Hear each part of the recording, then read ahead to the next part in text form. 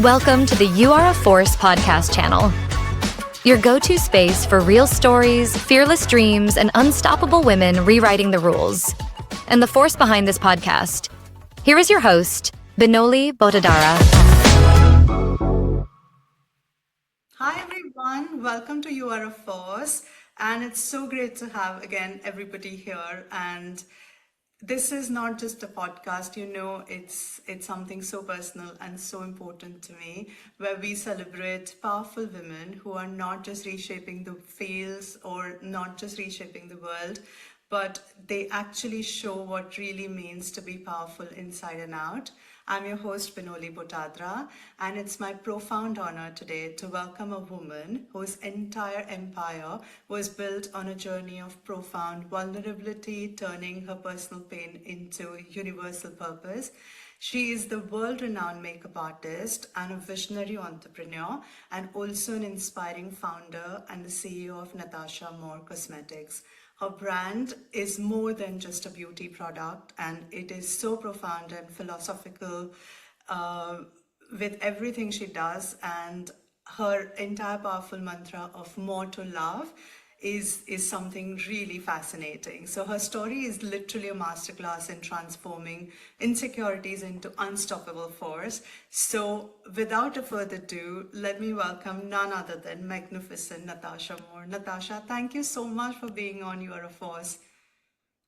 Thank you so much. That was one of the most beautiful introductions I've actually ever received. It came from your heart. It was so beautiful. Thank It, you. it did, it did, because when I was doing the research on you and I was stalking you everywhere, I was like, what do I talk about her? And I genuinely wanted, and I was very, very curious to know about the why behind everything you do, because everybody knows what you do. So we know your what.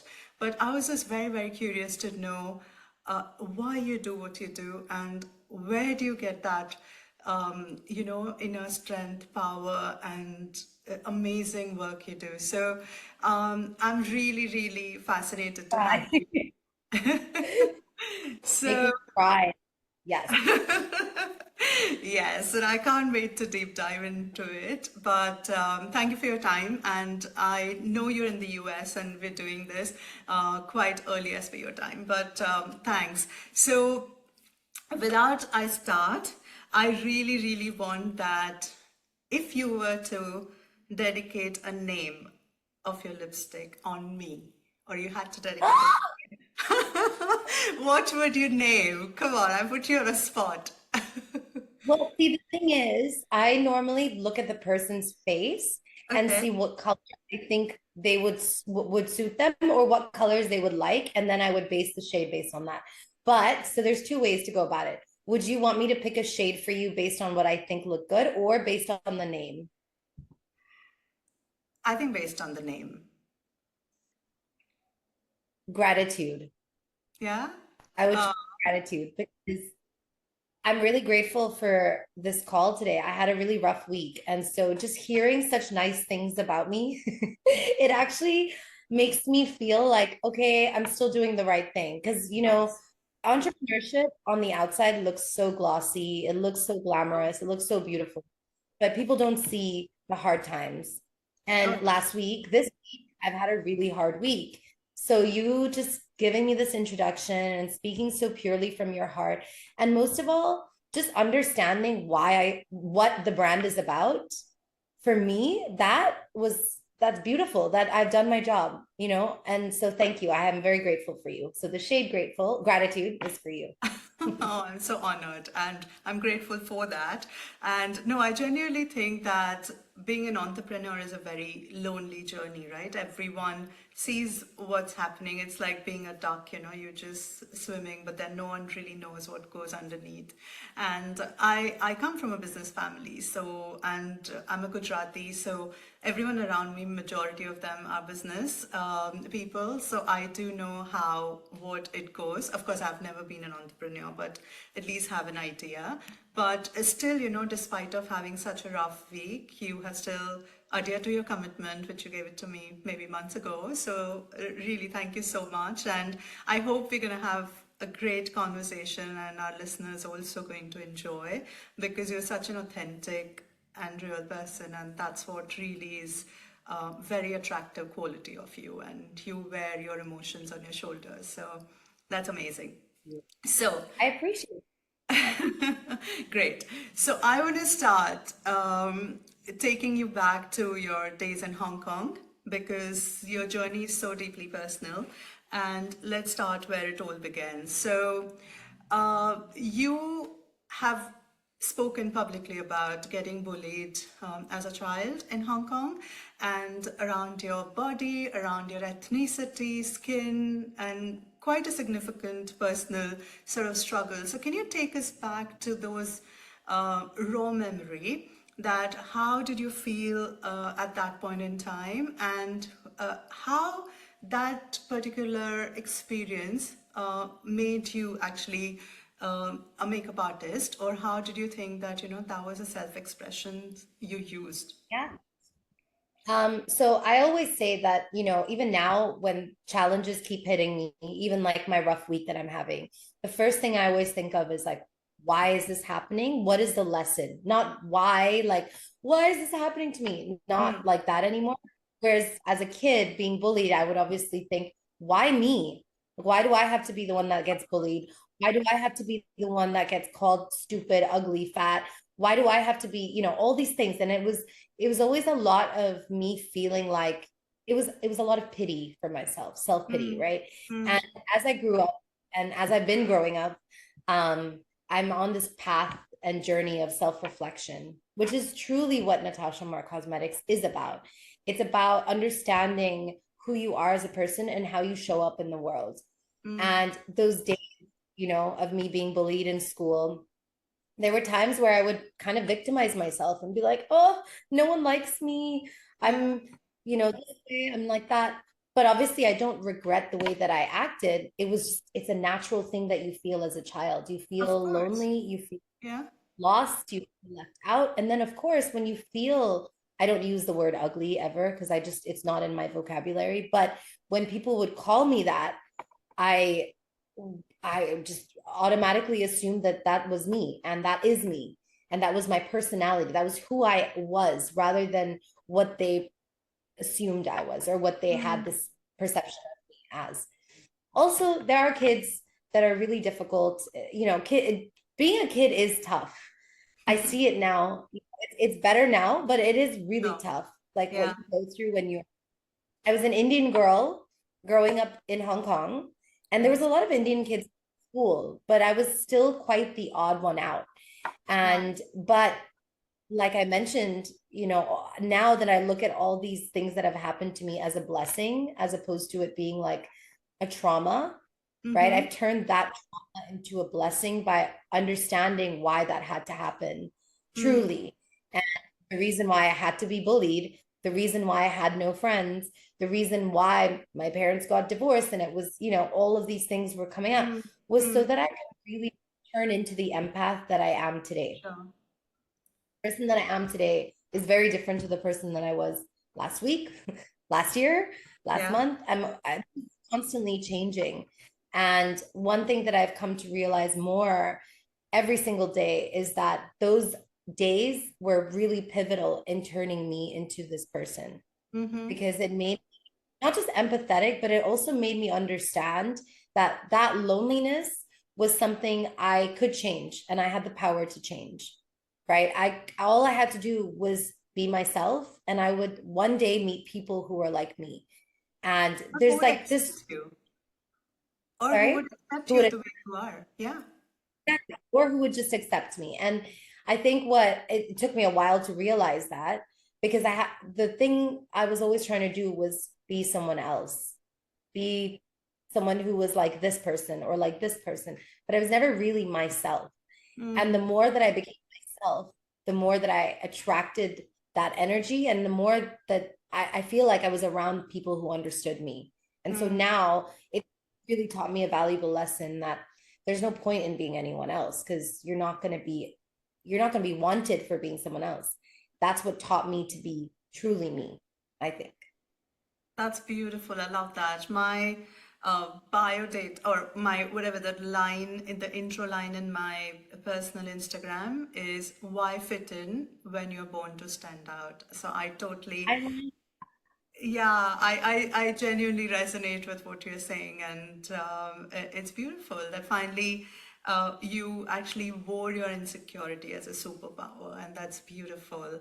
But I want to know that you studied PR and marketing in London College of Fashion, and like it's a solid, stable, sensible career plan. So what really yeah. happened and why did you jump into being a bridal makeup artist? And did you have like a moment where like when did you realize that it was more than a hobby?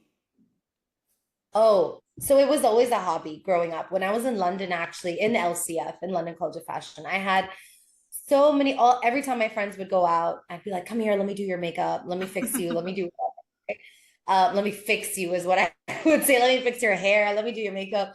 And so I became that go-to girl, but I've always been like this since I was in primary school. I loved the feeling of someone looking in the mirror and feeling beautiful. And the Oh, reason why I love that was obviously because I didn't feel that. I mm, never felt that. Because of being bullied, I would always look at the mirror and say to myself what the bullies would say. Oh, you're ugly, you're fat, you're not smart. All these things. I would say these horrific things to myself constantly. And there came a point where there was never a day I would look in the mirror and not cry because I hated how I looked. And I didn't understand why I was so critical. I was anorexic at one point. There's just so many things that happened to me because of this lack of self-love. And when I talk about it now, people are always like, yeah, really. I'm like, truly, this is really what it was like. And most of my friends who know me will tell you, Natasha is probably one of the most insecure people that I've ever known. And I had to grow into being this confident person because I had to. I had no other option. But it was also because I would do all these people's makeup and I would see the way they reacted and the way they looked at themselves differently. And I thought, if I can do that for other people, I can do that for myself. It's mm, makeup. That's mm, literally all it is. I'm using my skills, my hands, whatever products I'm using to build something on their face to make them feel good. mm. Um, but back to your question about PR, I love PR. I actually am using that in my life right now. Sure. Um, it's actually a very useful subject, I would say, to learn in school. And so when I was graduating high school, I had two options, PR or photography, both Mm, things I love. And I okay. was really good at both things. My dad was like, you can do photography as a passion project, typical Indian dad, but he's actually not typical Indian. He's Okay. like, you're still gonna be photography. PR is a skill that you can like learn for other Yeah, things. And so I was sure. like, you know what? So I got into both and I decided to go with PR Okay. and I loved it. It was so up my alley, working with brands to help target what their issues were and how to solve their problems. Basically what I am, a problem solver, even now as a makeup artist, even now as a brand founder. It's constantly like finding a solution to problems. And that was Mm-hmm. what PR was. So I graduated university. I was working in fashion PR. I was actually a correspondent for a TV show, a TV channel as well, working with fashion TV. I helped start a PR company for someone at the age of 21. Amazing. And so I had this experience of almost being a CEO without the stress of being a CEO, Yeah. without having to be spending for everything, right? But Yeah. calling all the shots, making all the decisions. And so I was really lucky that my boss at the time really trusted me to, start this operation. And it was beautiful. But me being me, I was like, let's do this and let's do this and let's do this. I was doing so many things for him that Yeah. he was like, if you want to do it, you do it. You do it. Okay, you want to do infomercials? Fine. You hire the talent, you do the makeup, or you hire the makeup artist, you do this. This is the budget. And so I was like, okay, well, I got to save money on certain things. So let me do everything. Yeah. Yeah. Being a true entrepreneur, even at that point, I was like, okay, makeup, I don't need to hire a makeup artist. I will just do it. And there was a day where I had to do a bruise on the model needed to have a bruise. And I was Oh, like, okay. yes, what am I going to punch her? So how am I going to do this? The product needs to show it like a bruise. So I Rose. quickly went on YouTube and I figured out with a little blue and green and whatever eyeshadows, I Uh-huh. did the bruise. And the Wow. reason why the story is important is because I was like, I'm actually really good at makeup. It's not just the beauty, it's the art. I love it and I like it. And so I told my dad, I was like, hey, guess what? I think I'm going to quit my amazing career that I've just built to become a makeup artist. And I thought he was going to be like, are you insane? Like, it's makeup. My grandma was a little disappointed. My cute grandma, my daddy, my dad's mom, she was like, this is a service that you're doing. You're going to be touching people's faces. It doesn't look good on our family. My dad, however, was like, listen, if you love it, I would say do it. But focus. If you want to do this, do this. And I was like, okay, let me try this out. And actually, the main pivotal moment for me was when I got hired to do this girl's makeup for her prom. Her mom, like I was doing all these events, Sure. like running our company, and people would be like, "Who did your makeup? Who did your makeup?" Meanwhile, I'm like, I did it in the bathroom in 5 minutes. That was my forte. Quick, quick, quick, quick, quick. So I did this girl's makeup for her prom, and she Hmm. won prom queen. And she was Oh, one of those girls that reminded me of me when I was younger, like not kind of bullied, but not really because she was super smart. So she had that, luckily. But she wasn't like, I know that she didn't have the confidence that I had. And as soon as I did her makeup and she won prom queen, her mother sent me messages like every day. oh, And that gave me confidence to be like, look, I can make a big impact in someone's life just by doing what I love. Why not do hmm. this for the rest? That's how it started. Wow. That's so amazing. And I'm so glad that you believed in your gut, like whatever came to you very strongly. And even right now when you talk about those stories, whenever you talk about doing makeup on somebody, your eyes just shine up. And then that really says that, you love what you do. And very few people actually on this planet get to do this. So I'm very happy for you. And speaking of makeup, art, being a makeup artist, you launched Natasha Moor Cosmetics in 2017. And in a world where, 532 billion worth industry, the whole makeup industry is, this is actually a very, very crowded space with big brands, big money, big budget celebrities, legacies, whatnot. So it is a very, very brave move from your side to actually first, launch your own brand. So can you take us through the journey that first, how did you come up with your idea of launching your own brand? How did you manage to get the initial budget and how did you launch your company? Okay. So where we were at, I guess, in the story was I quit my job. I decided to become a makeup artist. And I studied in New York for I did a short course there, learned a little bit because no one was hiring me in Hong Kong. I was like, shit, I quit my job. No one's hiring me now. Like, people are not taking me seriously. They were like, oh, your makeup is too pretty for fashion shoots, or it's too pretty for, like special effects stuff. And I was Okay. like, pretty? Like, beauty is pretty. I mean, like, what do you what do you mean? So I realized at that point that there was a specific audience that was required of me. I think that what I needed to tap into, which was Mm, making people feel good about themselves, making people mm, feel pretty. That was my style. Um, and so I quickly became one of the top 10 Indian bridal makeup artists globally. And I was traveling internationally every 3 to 5 days. I was in a mm, different country. I was in Turkey, I was in Italy, I was in Spain, I was in Mexico, you name it, and I was there. mm. And it was really cool because I kind of was like a trend. Like, this labubu thing that's happening right now. Yeah, So I yeah. was telling my I was like, I feel like bit of a labubu at that point. Like, people wanted me as their makeup artist, which was amazing. And Mm, I was so blessed. But I think the reason really was the difference that I added to makeup was not just like, okay, yes, in 10 minutes or 30 minutes or whatever, I'll do your makeup and you'll look great. I would do photos for the family. I would spend time with the brides. I would really treat them like they were, like it was a therapy session. Or And they your became my family. sister. They're my family. Like Yeah. without a doubt, I was welcomed into everyone's family.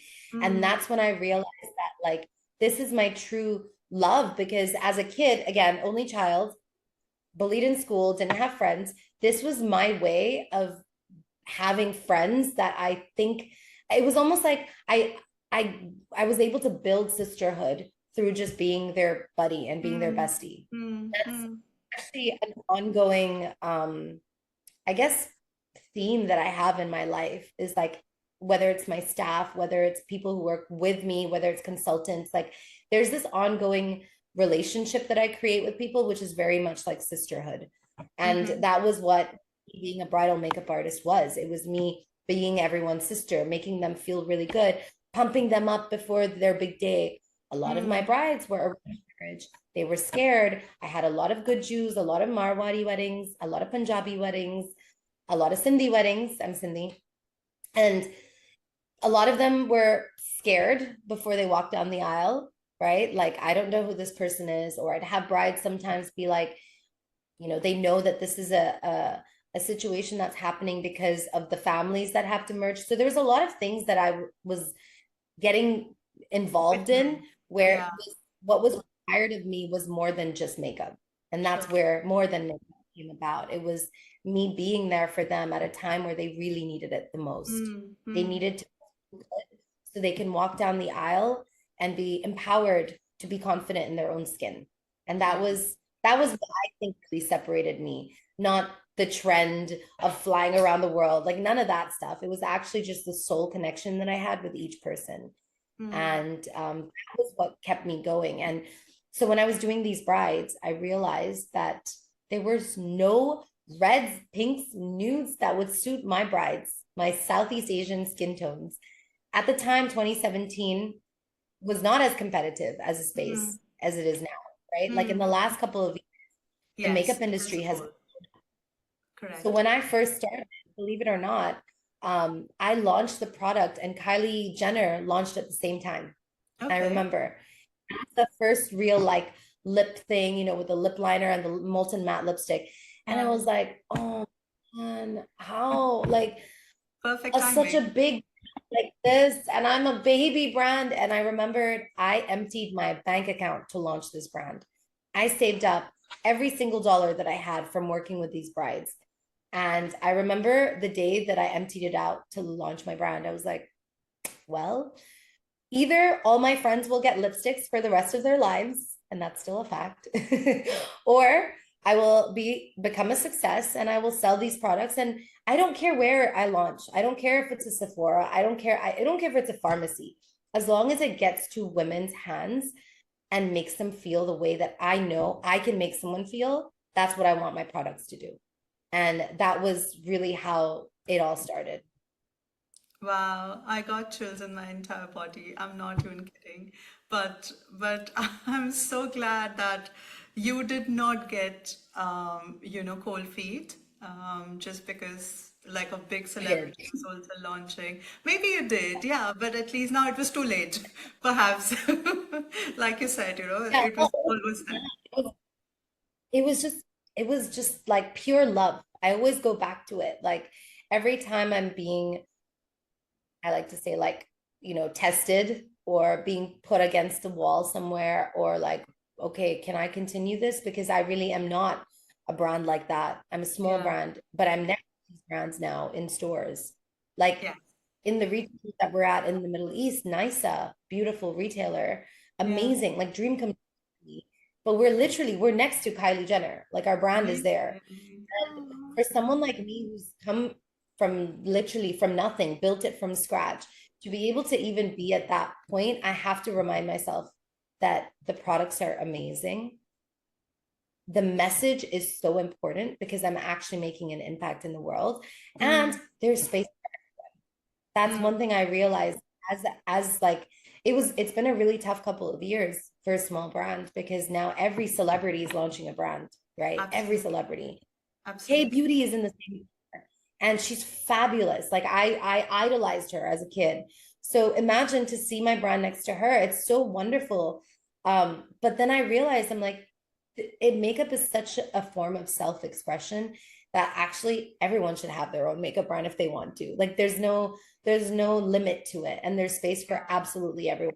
I still till today will promote my friends who have the same product or the same anything because if I like it, why not? Why not? Yeah. No, and I mean, everything you said is like so beautiful, and that actually is the ethos of your brand, right? Like more, I mean, you're more to love and do more, and all of those expressions, or maybe happy project or happiness project, which you did. And that actually touched me the most about your journey because, like you said, I love makeup, and when I go to Sephora or Selfridges or wherever, and I love to try different things, and I make it a point to be very honest, and my friends would know that I try and get a new product from a smaller brand because my mother always told me they always help someone who's starting out rather than just helping who is already a giant, right? So it's something which is, I don't know, it just a part of my DNA. I don't even knowingly do it, but like Lisa Like Aldrich. we need more like Sorry. yeah. We need more people like you. I'm sure with this podcast we will reach to more people like me. But Lisa Aldrich is one of the amazing makeup artists, and more than that, she's an incredible human being. So I've been following her since a long time. And when she actually launched a brand, I literally went to Selfridges to buy that, and I went around telling entire world that you should buy, you should check, you should all of that. So yes, and that's when I saw Natasha Moor also, and I loved the packaging. So that's how I gravitated more towards, your counter. And then when I tried, looking at the products and the lipsticks, and they were just incredible. I loved the pigment. So I can go on about it, and maybe I can be added into your list of friends who can get the free Whereas lipstick. I was just going to say, actually, the shade I would send you based on the shade that you're wearing right now. Do you normally wear reds? No, I don't normally. I mean, I love red. I love red. So I wear Lisa Eldridge. This is Lisa's Duchess.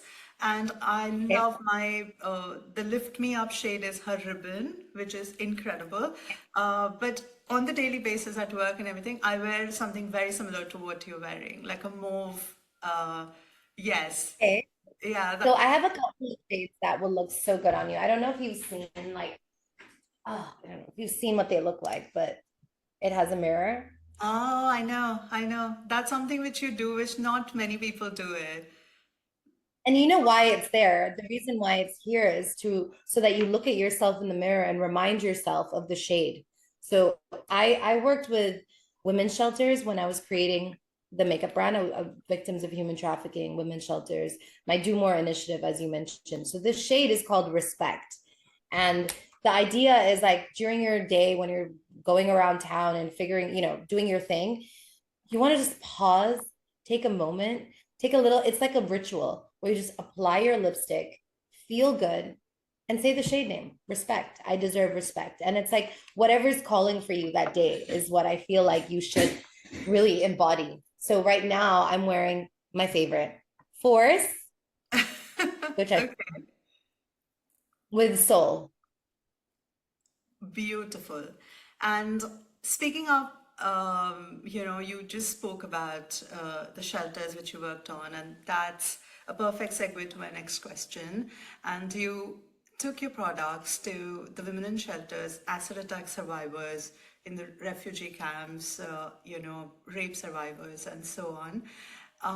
What it's such a brilliant thing. I have not heard from any other makeup artist, at least in my knowledge. I could be wrong, but I haven't heard anyone doing this. And so, how did you think of something so profound? That's one. And was there like a single makeover story which touched your soul and just redefined what beauty means to you? Great question.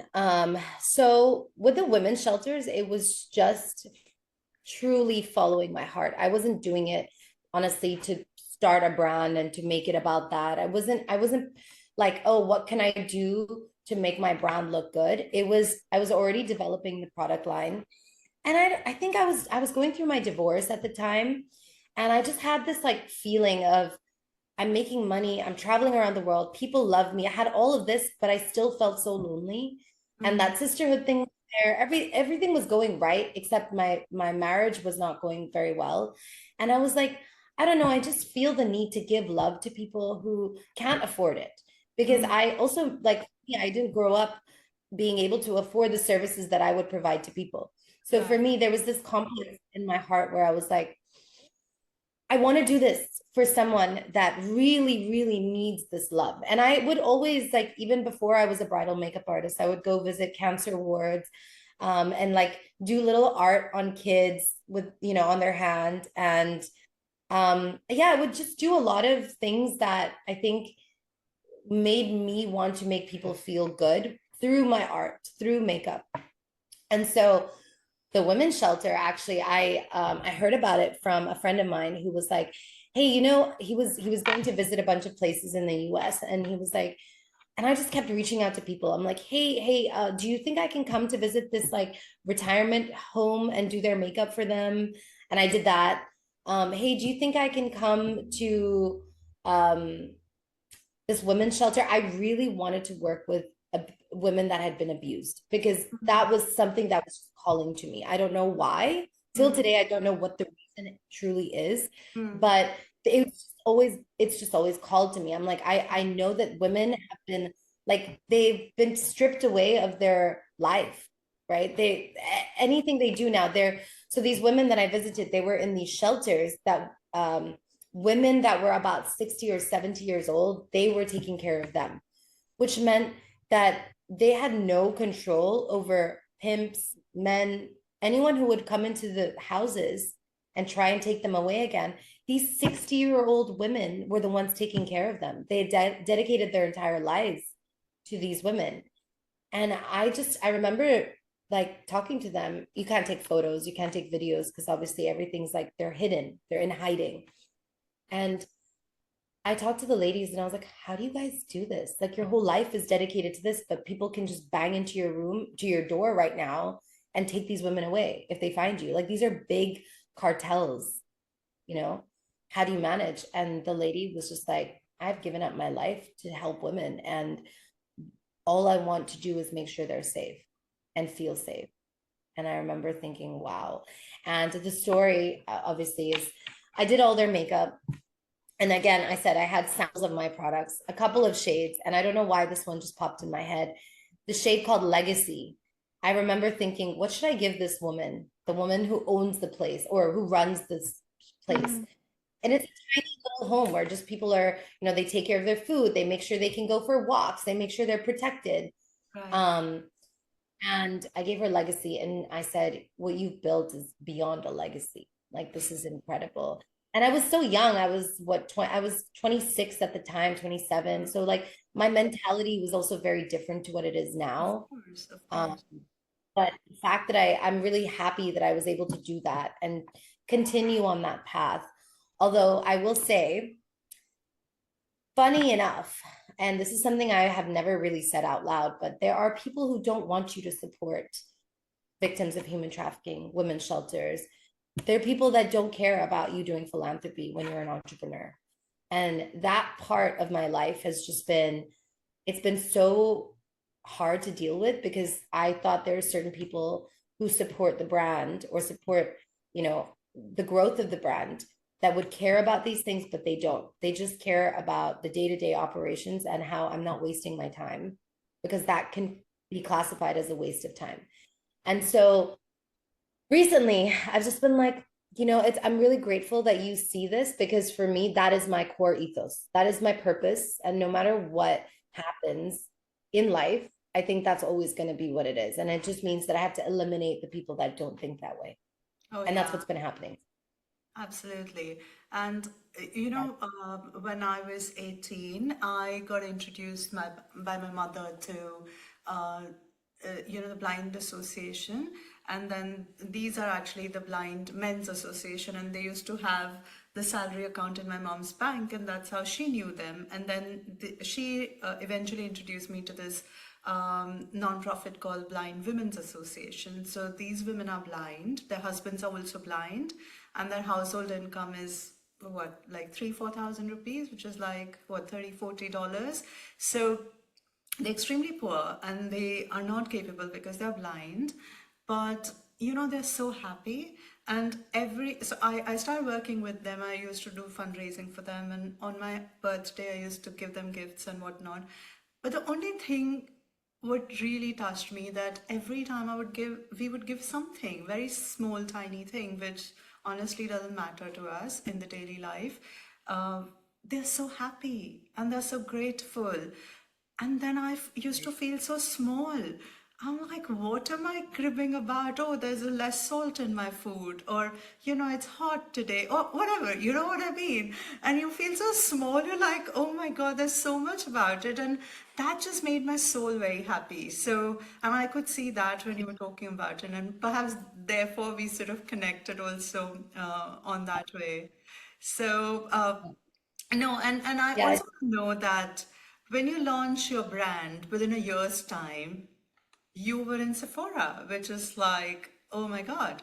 And It how, was, so how sorry, on go earth ahead. did you actually get into Sephora, one, and two, I believe in COVID, when the whole world came to a standstill, you still managed to have like the highest sales of your brand while you were, I think, on in hospital for 34 days. So these are all like very, very contradicting things, but it really mesmerized me when I was doing your research. So, what is the secret sauce? How did you manage to grow in COVID, like with all these supply chain issues and store closures, and also from starting from Sephora? Maybe if you can share with us. Yes, of course. So Sephora, so we actually launched the brand in 2017, right? And I did a soft launch where I was teasing the brand to people doing, bridal makeup. I'd be like, this is what the color. I was showing them on my clients. My clients were my models, Yeah. and everyone, oh, I want that bride's look. I want that bride's look. I want that bride's look.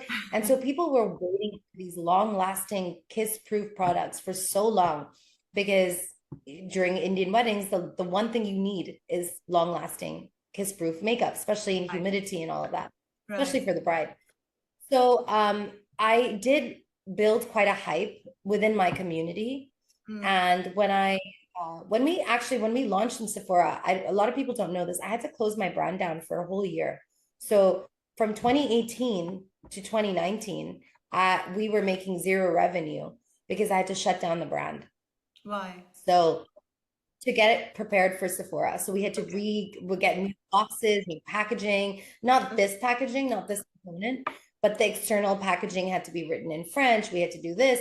We had to get all the approvals. I had to raise money. I had to figure out how I'm going to make this happen, because Mm. I met someone at a trade show who was Mhm. like, you know, I look back at it now and it was quite a hustle, but again, a lesson, and everything happens for a reason. Um, this person was like, oh, if you hire me, I can get you into doors, I can get you into this. Fast forward, very excited little girl. I was like, I can do this. I figured out a way to pay this person a lot of money. Mm. And it was a lot more than what I think was worth it, honestly, but it did get me into the door, right? We did end up getting into Sephora. Mm. Now, there was a lot of mismanaging that happened, but again, all those things were lessons so Yeah. that I could figure out how I could do it myself. Or So what it's not it's to do. actually, or what not to do, exactly.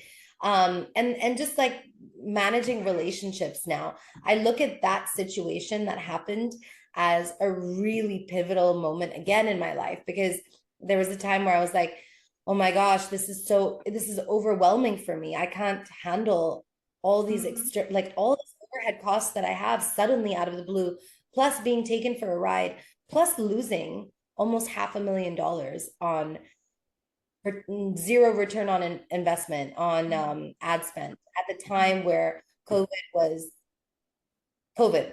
Like, why would you invest in ads? So I Right. just I just listened to a lot of people because I was very young and I didn't trust my gut when I should have. But that being said, at that period, I got into the hospital. I was, I thought I was going to die actually with how it was, because not because I was so sick, but more because they were treating you like you were going to die. They were injecting me all over my body. They injected my stomach. They did weird things to me. And I was in a hospital with 6 people in six beds and no windows for 34 days. So to me, I was like, there's nothing I can do here. I can't see my family. I can't see anybody. What can I do? So I started filming videos from the hospital. And some may say it's attention seeking. I say I'm bored and I need to do makeup videos. But Or, that is you what know, people talk to, say. yeah, I was talking to the camera so much. I gained quite a good following. People were interested. Also, I was trying to be real and be like, look, I'm a super healthy person. Work out every single day. I got COVID. It's real. Stay home. Don't go out. Like, it's actually bad. You're going to spread it to people. And I was the only young person that was really saying these things.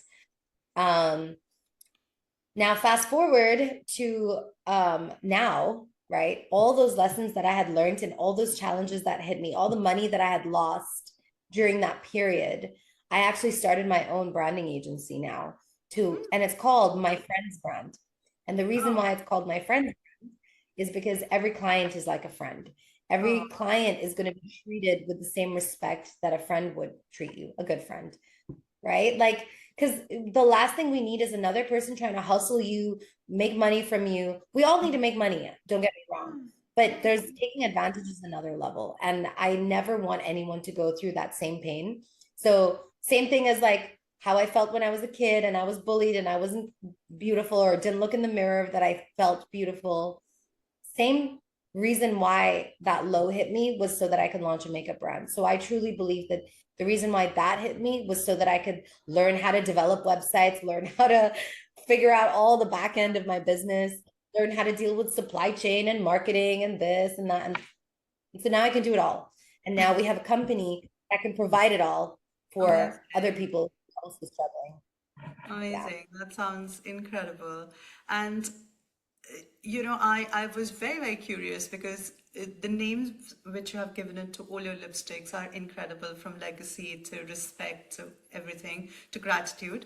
But what is that one story behind the shade apart from the respect which you said, or legacy which you said? Any other, particular name which is very close to your heart, and any story which actually must be a pivotal moment for you apart from the shelters? From the shelters, alter Or ego, maybe actually. apart from the shelters. Alter ego? Apart yeah, sorry, alter ego just came to my mind. It was I was doing makeup on one of the actually I was in a homeless shelter and I went and did their makeup just to make them feel good.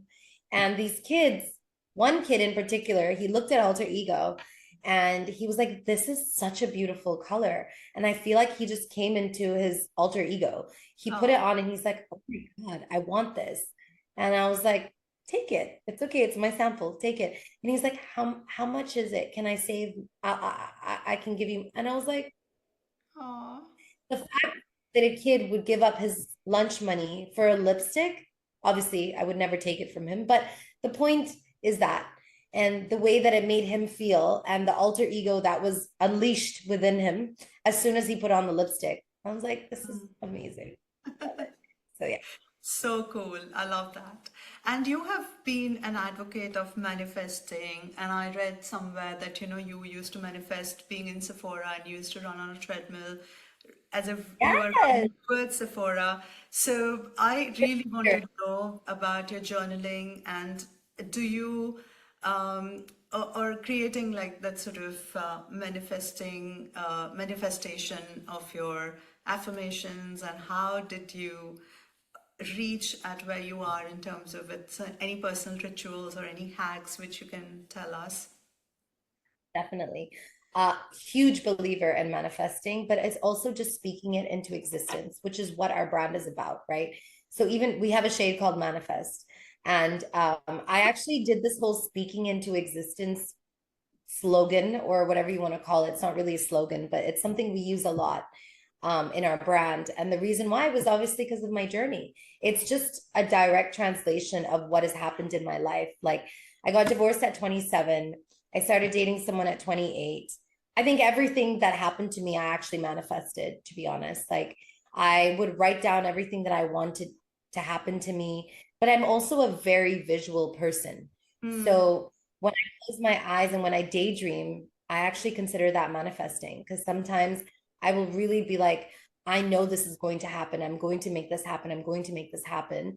But it's also like, I just know in my gut, there's like a feeling that I get in my stomach that even when I was getting a divorce, I was like, he's a great guy, but I know there's something else. I don't know what it is, but I know there's something out there for me and something different. And my friends were like, listen, you're a Sindhi girl. No one's going to marry you again. And I just thought, in this small little bubble that I was living in, that was my life, until I just was like, I don't believe it. I just don't want to believe it. I'm a dreamer. And another shade. I'm a dreamer. And I'm just gonna see what happens in the universe and like go with the flow. And again, I think all of it really, the power of manifestation really comes from a place of being authentic. Like, I know that word is being thrown around a lot, but when you really are operating from a space of authenticity, of like flowing in the world, where you know you have no bad intentions for anyone, no other brand to me is a competitor. Of course, there's jealousy here and there sometimes, but I've tried to eliminate that. There's no need for it.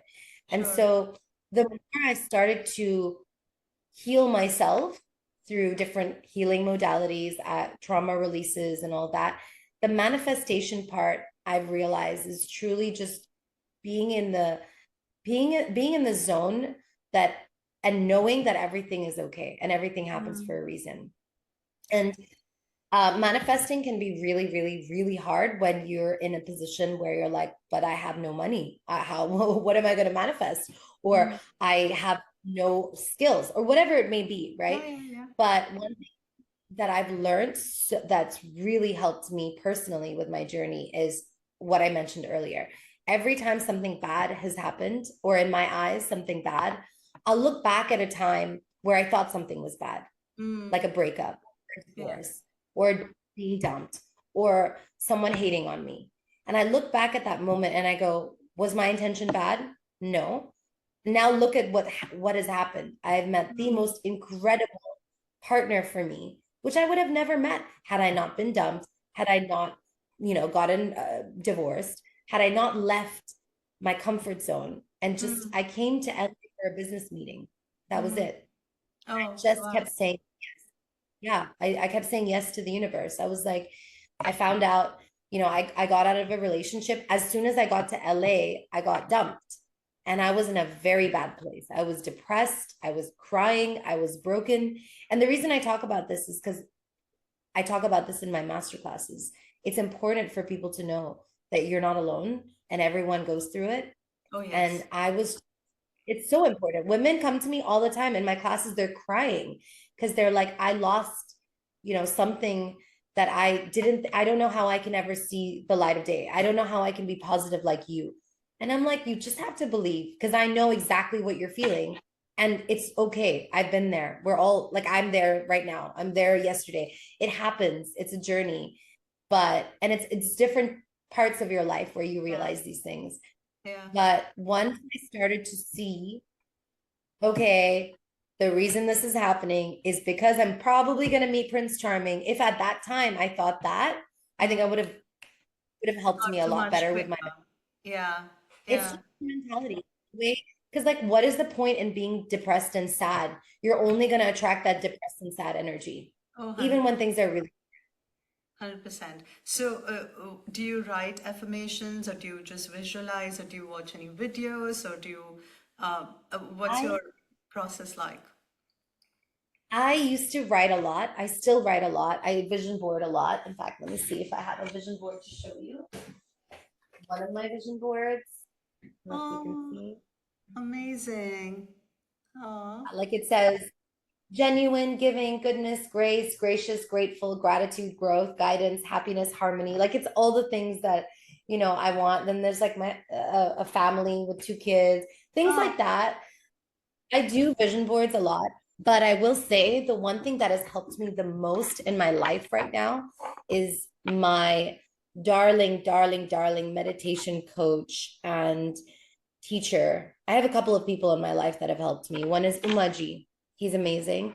He's like he doesn't he doesn't really teach you things in a very religious way. So it's okay. I mean, I feel like anyone can be part of it, whatever religion you are, but it's more spiritual and it's more teachings of life. okay. And yeah, he's an amazing human being. Like he was the private personal meditation coach for Tony Robbins. And Okay. I'm so blessed to have him as one of my coaches. Okay. And we're also going to be, doing events together very soon for Okay. Natasha Moor Cosmetics. I'm excited about that. Amazing. And then there's Hillary. I just have a lot of teachers in my life that have guided me. For example, Hillary is the person who got me out of the mess that I was in yesterday mentally, because we all get stuck, but Yeah. we need coaches and people to guide us sometimes. So I can't ever take credit for doing this by myself. I always have good people around me. That's great. So I'm going to take their handles and I'm going to tag them also in the podcast so that, other people can also get the benefit of their Yes, geniusness. It'll be really yeah, nice. Um, please. I want to also know about future now since we are doing the manifestation. So let's talk about the future. I think in the world of AI and TikTok trends, I think 836 billion worth beauty market we're gonna hit by 2030 as per the numbers go. But as far as the numbers go, but where do you see, uh, you know, like some sort of products which you do not currently have, which you're planning to actually put it in the market, or do you see any blind spots you want to target, or do you want to double down on the strengths you have in terms of your lipsticks, or do you want to get into something which no one is addressing and you want to just empower that sort of space? There's a lot of plans that I have. For example, I officially am on the board for Special Beauty, which is it's an organization where we are making special needs children feel empowered and confident by hosting beauty pageants. So the founder, Jason, and I met in Tokyo last week or a week and a Oh, half ago.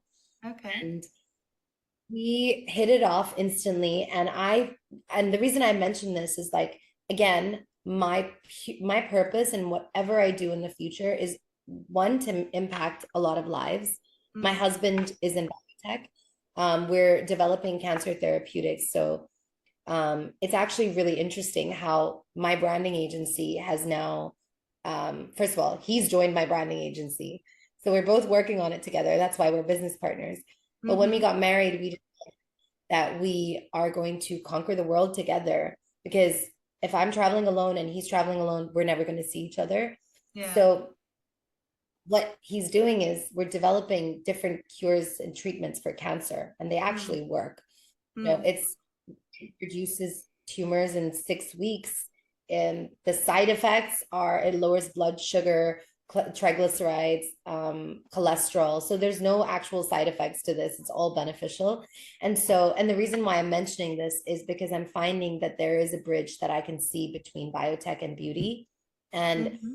I am trying to tap into a space that is truly me and not competing with anyone else, or not really, like there's a lot of amazing brands out there, but I know what my message is, whether Mm, it's working with special needs kids, actually curing cancer and being part of something much bigger than I could have ever imagined. mm, But very purpose driven. That's what I would say. Every product is already purpose driven, but right. now the ethos and every step that I'm going to take now is going to be in the direction of purpose. Oh, more power to you. And I hope that you find more purposes and you grow even bigger in terms of your reach and impact you make. But I want to ask something very cheeky, and we have been hearing everywhere about the expiration date on makeup products. And sometimes I genuinely feel that makeup artists say that or the brands say that for their own good so that you go and buy.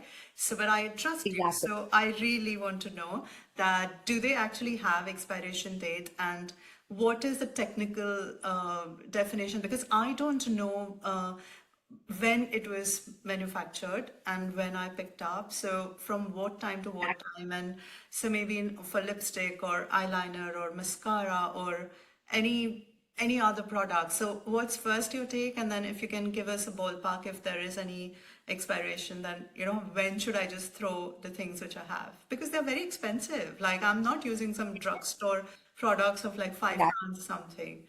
So I can't keep I recycling. get it.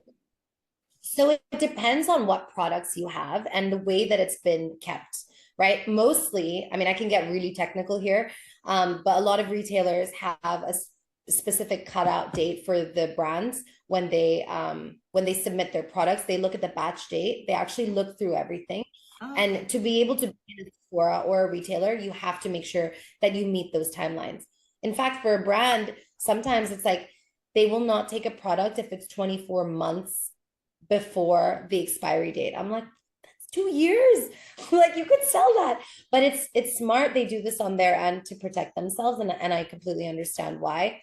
Mm, However, as a brand founder, I think that our products, until it's opened and until it's exposed to the environment, you can mm, keep them for quite not over the expiry date, but you can keep them for a long time, depending on how you keep them. If you're going to keep them in sunlight and it's exposed to no. that, and then obviously not. If you're Yeah. going to keep it, yeah, it's the way that you keep your things. Now, when you've used it, I'm a big believer in throwing out used old stuff. So mascara, actually, once you've used it, it's touching your eyes. Mm, So I get it, it's an expensive product, but what's more expensive is getting a sty. So you want to always, or like it's expensive for your heart if you get a yeah. sty and like for 1 week you're out of it. I know because I've been there with a lot of bad products in the past. And that's why I would say try and throw out your mascara between 1 to 3 months. I know it sounds crazy, but try when it's Okay. open. And Okay. your sponge as well. Your sponge every couple of when it looks like it's about to die, every couple of depending on how you use it. I use my sponge every single day. Okay. And you will use your sponge too when I send it to you. Ah, right now I use my hands, but yes, I will give it a try for sure. I'm going to send you my 10-minute because my forte is doing 10-minute makeup and Okay. like how you can get ready in just a little bit of time. And maybe like we can do a second podcast with you where I teach you how to do it. I'd love that. I'd love that. Or maybe, when you're in London, we can do it together and it'll be Definitely. amazing. I'll be having an event in London. Um, Actually, we just hosted a beautiful event that I'm taking globally in Dubai. It's called The Light Within. And Hmm. this is the first event that I've ever done that truly speaks Natasha Moor, like what I wanted. And the concept of this is actually dining in the dark. So the concept is normally the restaurant dining in the dark, it's called Dans Le Noir. That's where I got inspired from. They have a bunch of blind waiters that guide you throughout your journey, and it's supposed to raise awareness on like the different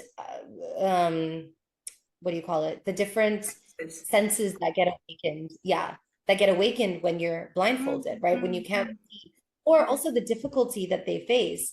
And so what I did was I wanted to put a bunch of influencers in a room together that are normally quite judgmental of themselves, right? Like we all are women, Yeah. or Yeah. judgmental of other people. It's just a Yeah. natural thing that happens, especially in the beauty industry.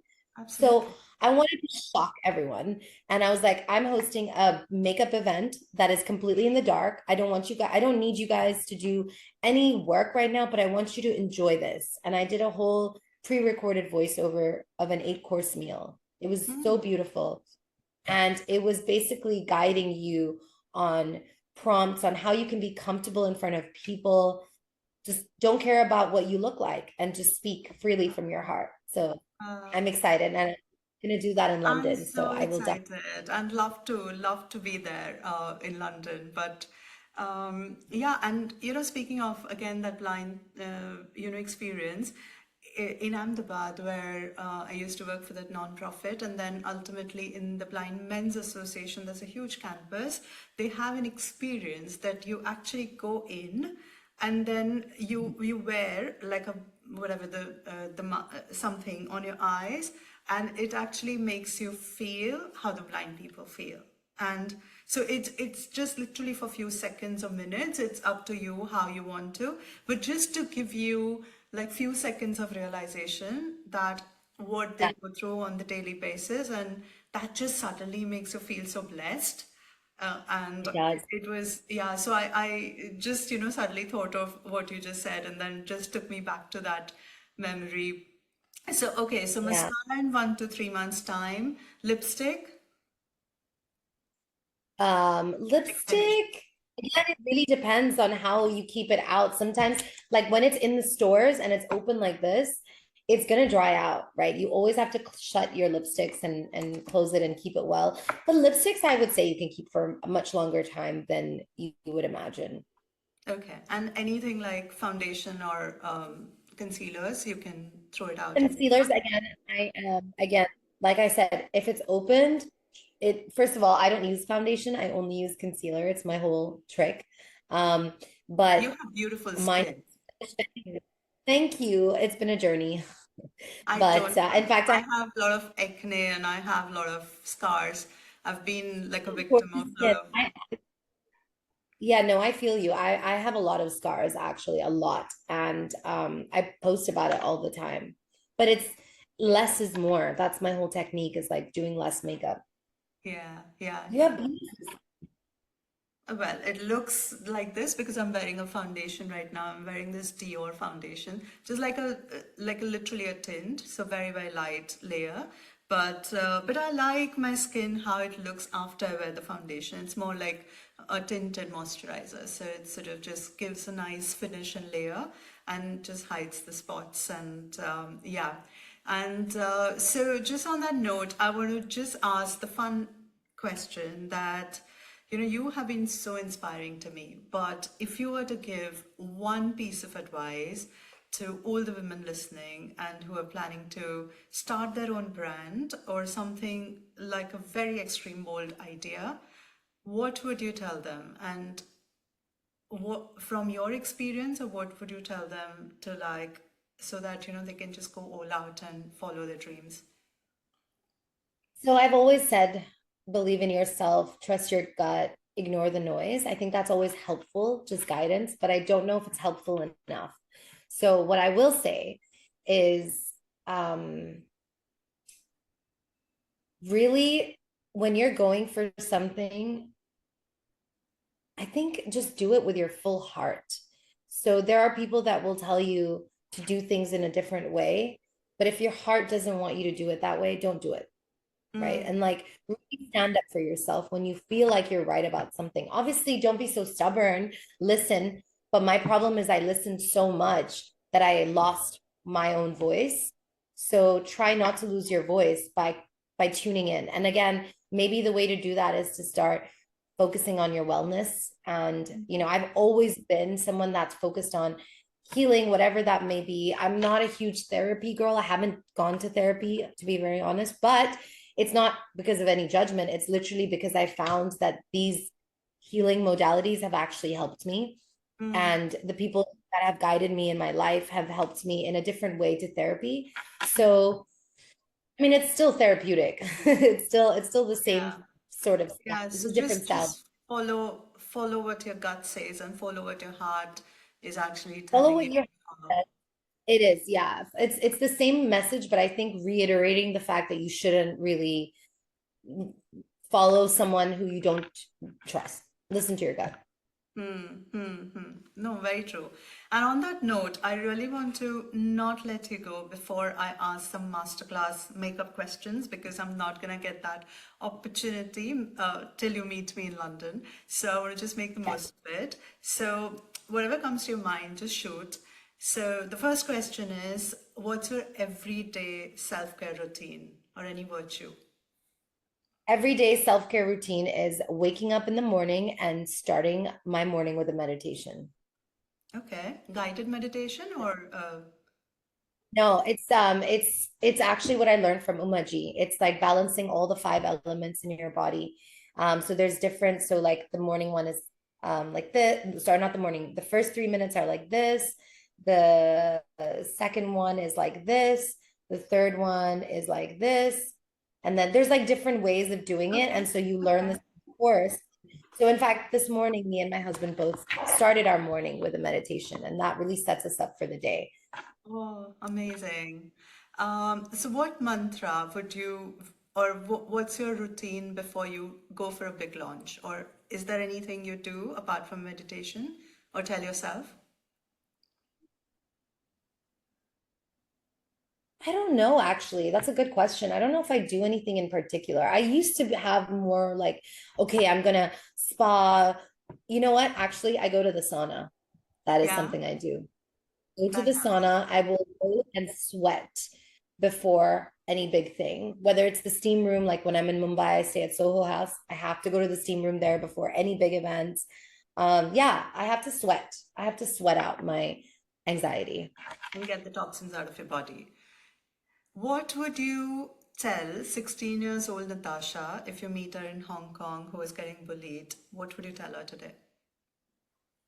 I would tell her that you are actually not as much of a loser as you think you are. Start loving yourself now, because the sooner you start to love yourself, the sooner things will work out for you.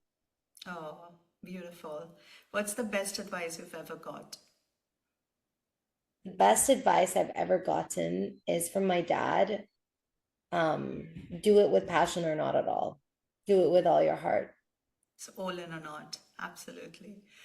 One affirmation or anything like a nighttime ritual you do before you go to bed, or anything you listen apart from journaling?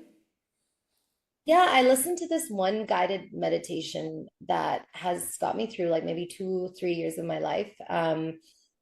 And it's a really interesting ritual, actually. So I have a bunch of affirmations that I listen to, but that one, it just puts me to sleep really well, and it's just talking through like making your dreams come to life, basically. Oh, So lovely. I do a lot of those things. And actually, one thing I will say, I know this is a rapid fire, but one thing I will say is I'm Natasha Moor Cosmetics is doing something along those lines. So I will share this with you once they're ready. But we're basically launching a beauty ritual where, when you get ready in the morning, all the affirmations that you say to yourself. So I'm actually producing that right now, and it's a makeup tutorial. So I don't know when this video is going to be out, but that's something we're working on. Okay. And it's essentially like a step by step on how you can do your makeup, but like guiding you through the affirmations of it. Oh It's a my really God, cool I love project. that. I don't think anyone else does that. So I think it's going to be a killer idea. It's So, kind of a secret. oh Maybe yes, we'll see when you release this. I'll tell you when we can, that part you can cut done. out. Done, absolutely. Your holy grail skincare product, which you can't live without. Oh, actually, the meeting that I have to rush for right now is with my dermatologist. She's got the most incredible brand, and her skincare has saved my life. I have been Yeah. saved by that woman, because What's it if I called? show you it's Daniela Newman, and it's Newman Dermatology. It's their clinics products that I'm gonna try and help bring out there to everybody else, because it's so good. It's Really? genuinely, yeah, I mean, I can't even tell you how this woman, she actually rescued my skin. So I went to visit a dermatologist in LA who invited me over, completely messed up my skin. And my husband was like, "Oh, I know this girl, Daniela, you should go see her." This woman has absolutely changed my life. And her Wow. lasers are painless. Her everything is so good, but her products, like her sunscreen, is the only sunscreen that doesn't break me out Amazing. at all. Please send me all this links so I will, I put will. it up and then, we can have more people actually use that. One lip shade which every woman should own. Ambition. Oh my God, I love that Ambition. word. It's And a I love that. beautiful color. It's going to be Yes. your new favorite color. Yes. Uh, That and Moneymaker. You will like Moneymaker. It's a nice okay. color. Okay. Yeah, like the sound of it for sure. Latest beauty gadget or a tool you're obsessed with? I'm so useless, honestly, with new gadgets. Beauty tool or gadget. Oh, hello. The thing that I was telling you about, the T3 Air 360. It's my friend's brand. You see why my company is called my friend's brand? Literally. It's my friend's. It's beautiful, and I think they are launching a dual voltage one for the UK market soon. So I will keep you Mhm. posted on that for sure. But Okay, that's perfect. definitely a tool that saved my life also. Okay. Any Humidity. DIY skincare routine or skincare mask you use? Yeah, typical Indian turmeric, yogurt, little lemon, mix it all up, put it on your face, you glow. Typical grandma Absolutely. stuff. Absolutely. Best drugstore beauty product you swear by? I haven't actually bought anything recently because I'm just so focused on my own brand. I don't even like anything anymore. Not like in like a I used to love, for example, the Maybelline eyeliner. Hmm. But now I'm not so much of a fan. And I think that's actually a good thing because it makes me realize that there's more space for products that I want to launch. So nothing One really. celebrity brand or one skincare brand you would want to collab with? Oh, skincare brand, Daniel Newman Dermatology. I will only work with people who I know works on my face because I've tried a lot of stuff, a lot. And a lot of my friends have skincare brands too, like that are in stores and everything. And I've tried everything, but I'm so sensitive that nothing works like Newman Dermatology. Okay, I believe you. We're And working. last but not least, who is that one celebrity whose face you haven't, touched, but you would love to glam her up or him up? Good question. I think there's a lot of celebrities I haven't worked with that I would love to work with just because of their ethos and who they are. And obviously their faces are stunning. But I mean, I would love to work with Priyanka Chopra, Kim Kardashian, um, Oprah. There's a lot of people I would work with. Yeah, Oprah, yeah, for sure. Oprah for sure. I Uh, actually thought of Oprah first. When I asked you that question, I thought that you're gonna answer Oprah, but Priyanka. Oprah is definitely someone I'm obsessed with and respect a lot. However, in terms of makeup styles, I do love Kim. I have a reason for my answer. Kim Kardashian's makeup style is phenomenal, and her makeup Mhm. artists, Ash and Mario, are my inspiration. They're so good. And so I would want to be able to do that sort of look. So that's why I would say Kim. And then Priyanka, because I feel like I would like to try Kim's makeup on her, that style, because I haven't seen that style on her. And I feel like I Okay. could do a really fabulous job on her, where she Uh-huh. looks very natural and clean, which I haven't really seen that look on her. And Oprah, because it's Oprah, It's because Oprah. she's freaking awesome. It's Oprah, So that's absolutely. I don't And more have power any to makeup. you. More power Thank to it. you. I really wish to see that you do it to all three and maybe to many more, maybe Taylor Swift or whoever, you know. So Thank I would really, really manifest that for you. But Natasha, thank you so much for being on You Are a you. Force. It was incredible talking to you. I felt that I've known you forever, and I did not think that you're one of the icons whose products I used to see in like Sephora or any other shop or any other place. So it's just been incredible. And thank you for being who you are. And thank you for your sharing your journey, your vulnerable side to your visionary self today. And from a self-doubting teenager to a global beauty icon. And it's just been really means what you are, and that means you are a force. And like all other women who are listening today, and I would definitely like to tell all the listeners that Natasha's journey has actually shown to us what is self-acceptance is and what the courage can do and how you seek the opportunity in every struggle. And remember, this is not a podcast, it's a therapy, it's a warm hug, and it's a global sisterhood. So let's rise above all our problems and all our struggles. So stay radiant, stay powerful, and keep pushing boundaries. Until next time, stay amazing and stay beautiful. Bye. So cute, your outro. Thank you. Thank you so Thank you for much. having me. Welcome to the You Are a Force podcast channel, your go-to space for real stories, fearless dreams, and unstoppable women rewriting the rules. And the force behind this podcast. Here is your host, Binoli Botadara.